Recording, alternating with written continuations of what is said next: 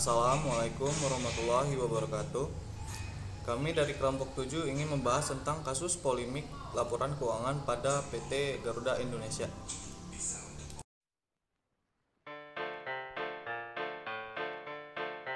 Kronologis tanggal 1-2 April 2019, Garuda Indonesia melaporkan kinerja keuangan tahun 2018 kepada Bursa Efek Indonesia. Hasil laporan keuangan tersebut tahun 2018 membukukan laba bersih sebesar 809.085.000 US dollar. Laporan keuangan menimbulkan polemik karena kedua komisaris Garuda Indonesia menolak mendatangani laporan keuangan. Laporan keuangan Garuda Indonesia dianggap tidak sesuai dengan pernyataan Standar Akuntansi Keuangan atau PSAK nomor 23. Garuda Indonesia memasukkan keuntungan dari PT Mahata Aero Teknologi yang memiliki utang sebagai pendapatan dalam laporan keuangan. PT Mahata Aero Teknologi sendiri memiliki utang terkait pemasangan WiFi yang belum dibayarkan hingga akhir 2018. Kronologis tanggal 24-30 April 2019, sehari setelah kabar penolakan laporan keuangan oleh kedua komisaris tersebut, saham perusahaan PT Garuda Indonesia merosot tajam sampai 4,4% pada penutupan perdagangan sesi pertama. Bursa Efek Indonesia memanggil jajaran direksi Garuda Indonesia terkait laporan keuangan tersebut. Pertemuan juga dilakukan bersama auditor yang memeriksa keuangan Garuda Indonesia, yakni Tanubrata Sutanto Pahmi Bambang bersama rekannya. Namun di saat yang sama, Menteri Keuangan Sri Mulyani Indrawati mengaku belum bisa menetapkan sanksi kepada Tanubrata Sutanto Pahmi Bambang bersama rekannya, lantaran Kemenke masih melakukan analisis terkait dari pihak auditor. Kronologis tanggal 3 Mei 2019, pernyataan resmi Garuda Indonesia akhirnya mengeluarkan pernyataan resmi setelah laporan keuangannya ditolak oleh kedua komisarisnya. Perusahaan ini mengaku bahwa mereka tidak melakukan audit ulang terkait laporan keuangan tahun 2018 yang dinilai tidak sesuai karena memasukkan keuntungan dari PT Mahata Aero Teknologi. Kronologis tanggal 21 Mei, Garuda Indonesia dipanggil oleh Komisi DPR RI. Jajaran direksi dimintai keterangan mengenai polemik laporan keuangan. Polemik adalah soal kerjasama dengan PT Mahata Aero Teknologi. Kerjasama ini mencatat pendapatan yang masih berbentuk piutang. Dari jumlah piutang 28 juta US dollar diantaranya merupakan bagi hasil.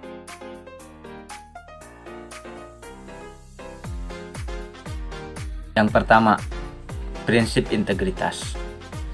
Di sini, PT Garuda Indonesia kurang teliti dalam menganalisis transaksi yang terjadi pada tahun 2018. Pasalnya, akuntan PT Garuda Indonesia memasukkan keuntungan dari PT Mahata Aero Teknologi sebagai pendapatan dalam laporan keuangannya. Sementara PT Mahata Aero Teknologi sendiri memiliki utang terkait pemasangan WiFi yang belum dibayarkan hingga penulisan buku tahun 2018 terjadi kesalahan. Seharusnya utang yang belum dilunasi tersebut oleh PT Garuda Indonesia dimasukkan ke dalam piutang.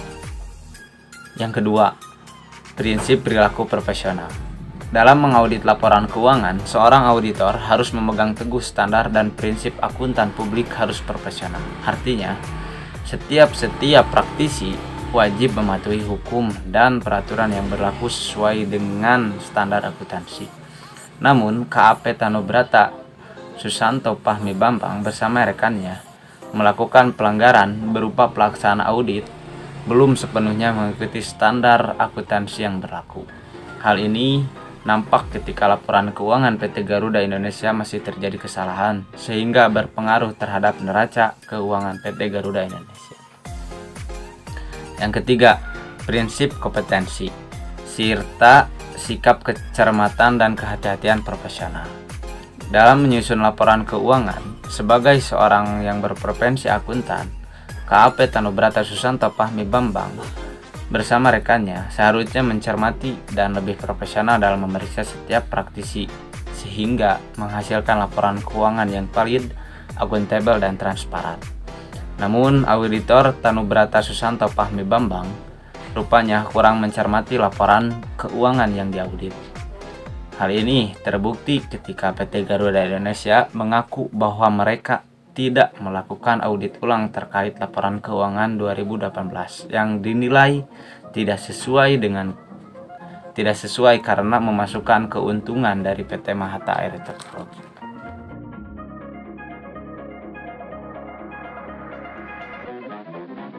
Adapun sanksi pelanggaran. 1. PT Garuda dikenakan denda sebesar 100 juta rupiah untuk setiap direksi yang menandatangani laporan keuangan. Sanksi dari Bursa Efek yakni denda sebesar 250 juta rupiah. 2. PT Garuda juga diminta untuk memperbaiki laporan keuangan paling lambat tanggal 26 Juli 2019. Selanjutnya, Menteri Keuangan Sri Mulyani menjatuhkan sanksi kepada akuntan publik Kastner Sirumapaya dan KAP Tanubrata bersama rekannya berupa yaitu pertama, pembekuan izin selama 12 bulan terhadap AP Kastner Sirumapaya karena melakukan pelanggaran berat yang berpotensi berpengaruh signifikan terhadap opini laporan auditor independen. Kedua, peringatan tertulis dengan disertai kewajiban untuk melakukan perbaikan terhadap sistem pengendalian mutu KAP.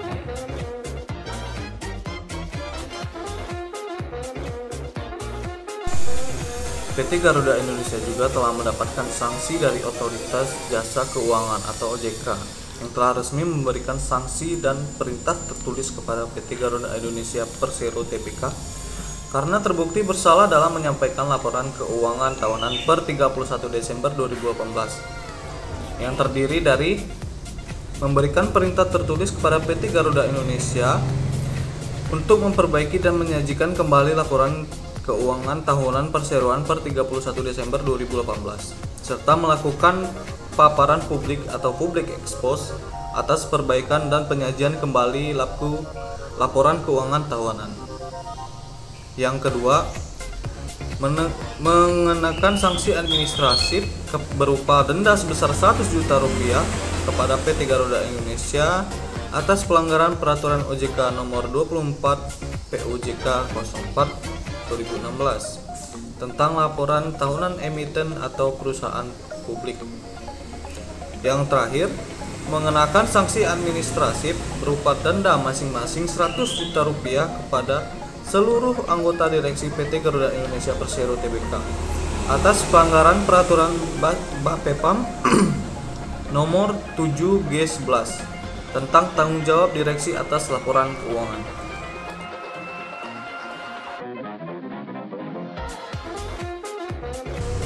Solusi kasus untuk PT Garuda Indonesia dan perusahaan lain yang ingin melakukan audit pada laporan keuangan harus dilakukan secara berulang dengan auditor yang berbeda.